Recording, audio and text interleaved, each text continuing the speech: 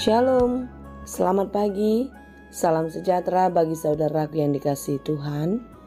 Dimanapun saudara, doa saya semoga baik dan tetaplah penuh semangat pengharapan kepada Tuhan ya.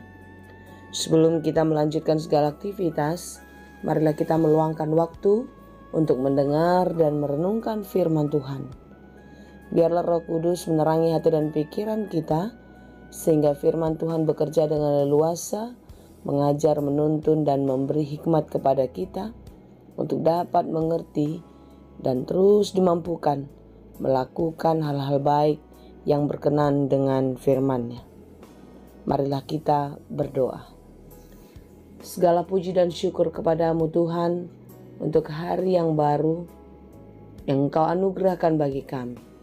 Kami percaya pada hari ini Engkau memberkati kami sebagaimana hari-hari yang telah kami lalui. Tuhan, kami mau belajar di dalam firman-Mu. Biarlah kiranya Tuhan membantu kami, memampukan kami untuk mengerti firman-Mu dengan baik. Kuatkan dan ajarlah kami senantiasa di dalam segala pekerjaan kami, dan biarlah setiap pekerjaan kami dapat kami lakukan dengan baik di dalam takut akan Tuhan. Tolonglah kami Tuhan, dan biarlah firman-Mu bekerja dengan leluasa di dalam kehidupan kami. Berfirmanlah Engkau ya Tuhan, sebab kami telah siap mendengar.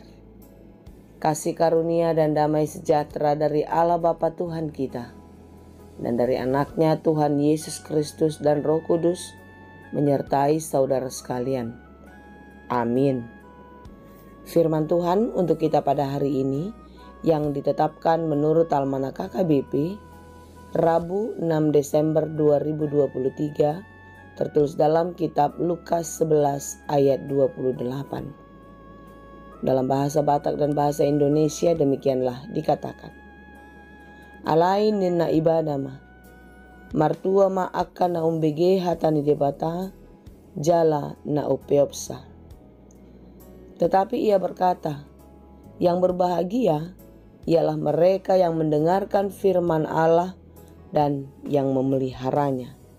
Demikianlah pembacaan firman Tuhan. Ketika seorang anak berhasil di dalam hidupnya, pencapaian-pencapaian yang positif yang dia gapai tentu membuat orang tuanya bangga. Dan kebanggaan keberhasilan anak-anak, kebanggaan orang tua, ini menjadi satu pembelajaran yang berharga bagi orang lain. Dalam banyak karya perbuatan kasih kepada manusia, Yesus melakukan banyak mujizat yang mendatangkan kebaikan, yang memberikan sukacita bagi banyak orang. Inilah yang dilihat oleh salah seorang perempuan yang berseru kepada Yesus. Dia mengatakan, berbahagialah ibu yang telah mengandung engkau dan susu yang telah menyusui engkau. Bukankah seorang ibu akan sangat bangga jika anaknya berhasil, jika anaknya mendapatkan pencapaian-pencapaian yang besar dalam hidupnya? Saudara-saudara, inilah pandangan secara umum umat manusia yang melihat dengan mata kepala saja. Tetapi jawaban Yesus sungguhlah berbeda dan sangat luar biasa. Yesus mengatakan, siapakah mereka yang berbahagia?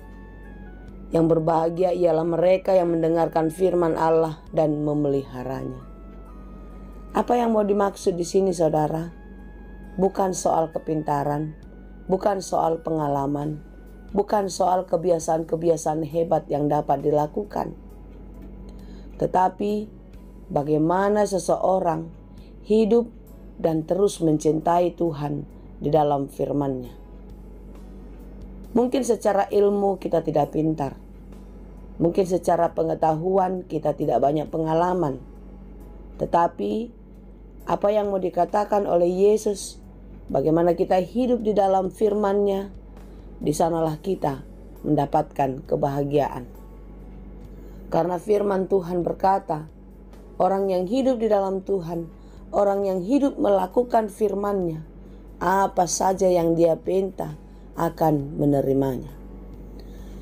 Saya rasa firman Tuhan tidak pernah ingkar janji. Dia akan menggenapi semua janjinya yang telah diberikan kepada kita. Mengapa demikian?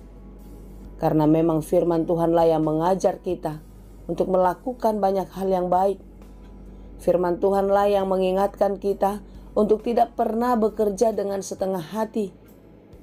Dan firman Tuhan jugalah yang memimpin hidup kita untuk kita terus melakukan hal-hal yang baik di dalam kehidupan ini.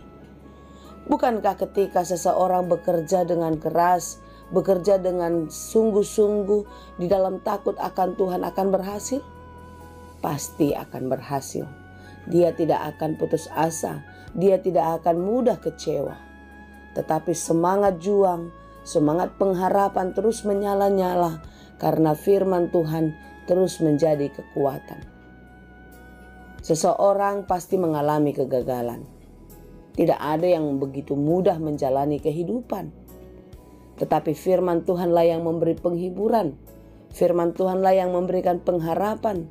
Sehingga orang yang hidup di dalam firman Tuhan tidak akan mudah jatuh, tidak akan mudah putus asa.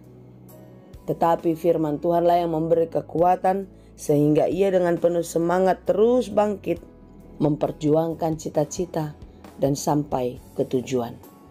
Saudara-saudara yang dikasihi Tuhan, sudahkah firman Tuhan menjadi kekuatan dan semangat dalam hidupmu?